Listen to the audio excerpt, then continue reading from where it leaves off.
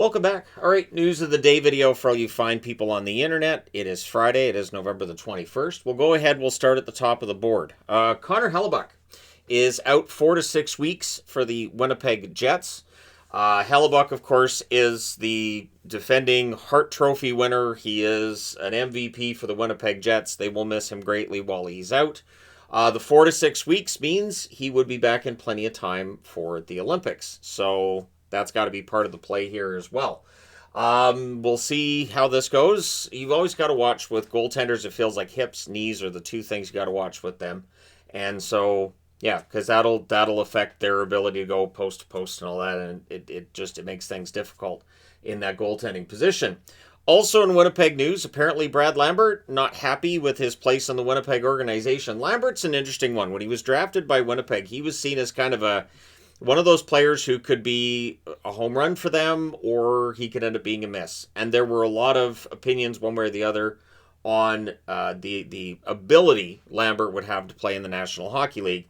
And now it would appear that his time with the Jets organization could be coming to an end, as he and his agent, or at the very least his representatives, have been given permission to discuss with other teams where he might fit and all that fun stuff. So usually when a player or their agent is allowed to, look around the league and see if they can find themselves a home, that is usually a sign that relationship is coming to an end.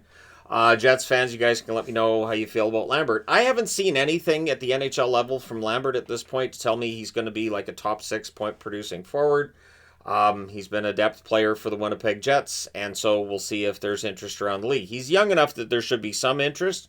It will be interesting to see then what the Jets would get back in any kind of a deal for Brad Lambert.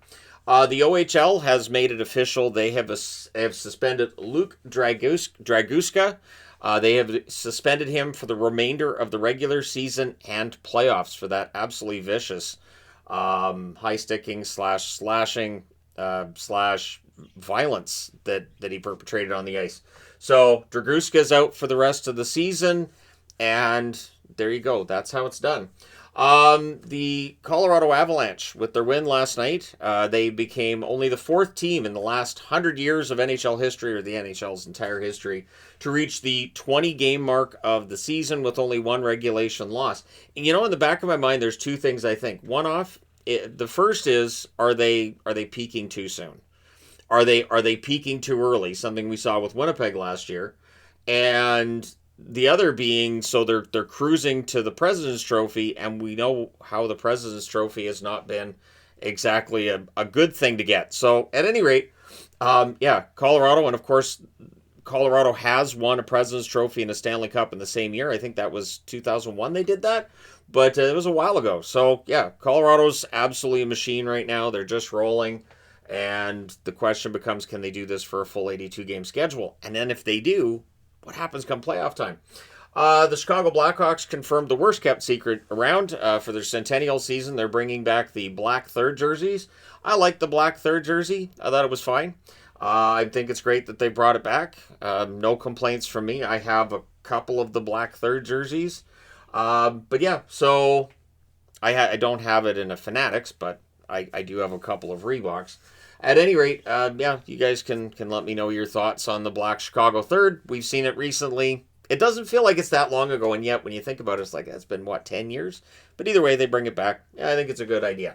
Mikko Rantanen's been fined.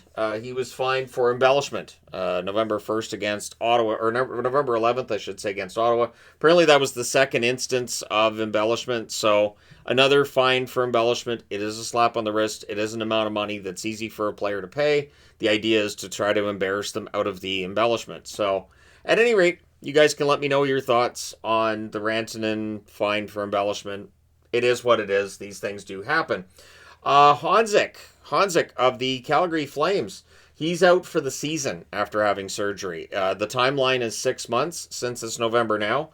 That puts it into late May. I don't think the Flames are going to be playing into late May. I know that might be a controversial take, but I'll stand by it.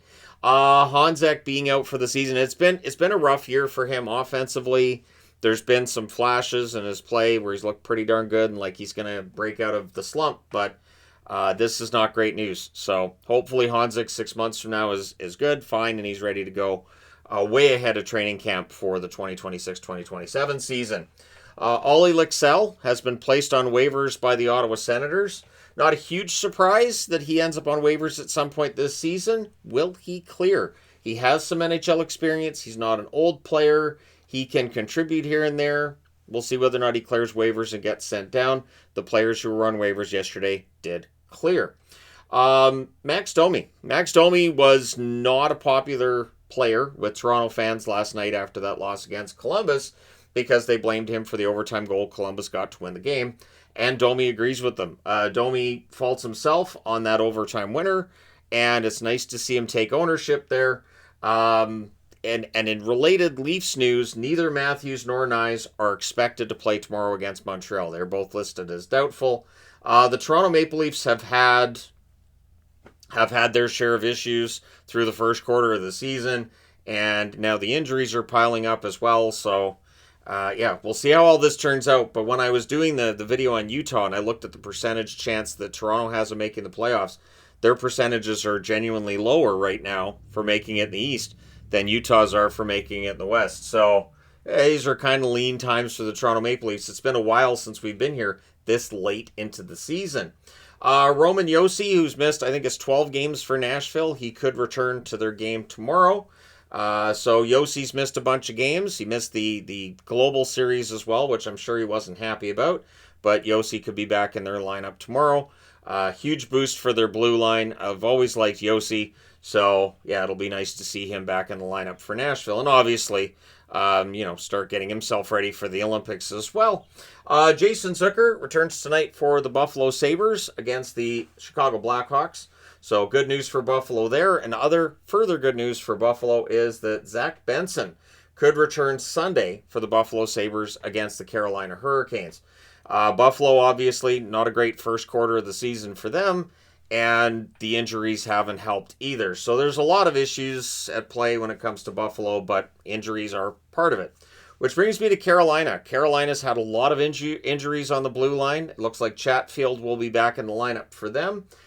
He could return tonight against the Jets. In fact, by the time this goes live, he'll probably be activated and they'll have it posted on their social media that he's back in the lineup. Chatfield is a player that epitomizes these guys that pro scouts pick up. Chatfield, at the time Carolina picked him up, there wasn't much thought of him, but Carolina's really turned him into a very effective defenseman. So watching Carolina do that, watching Florida do that, and do it seemingly repeatedly, does make me wonder about teams I root for and why can't they do that? But anyways, Chatfield returning tonight for Carolina. Should be a boost for them against a Jets team that could be a little bit... they could be a little bit tight in that game tonight because... Hellebuyck's out, and so we'll see how they rally and how they perform tonight against the Carolina Hurricanes, who we know are playing really well. Zach Bogosian has been activated off injured reserve by the Minnesota Wild. That is ahead of tonight's game against the Penguins, so the Penguins get back at it tonight. And Bogosian, good depth defenseman, so we'll see if he ends up in the lineup or not. And I say if or not, only because Minnesota's been playing well enough and winning enough that maybe you don't want to mess around with the chemistry and change up the lineup at this point in time. Speaking of messed up chemistry, Montreal Canadiens, they've demoted Roy. He goes back down to the AHL to Laval, and they've recalled Florian Jacki. So getting a little bit of attitude. We'll see if he plays tomorrow against Toronto. Marty St. Louis clearly not happy with the way that Montreal's playing, and he shouldn't be. I do respect when a coach comes out and says, yeah, that's not good enough, and doesn't try to make any excuses. So St. Louis is not doing that. Montreal's not doing it. And while Kent Hughes might not see this as having a ton of pressure for necessarily playoffs or going very far, it's likely that Marty St. Louis would view that differently.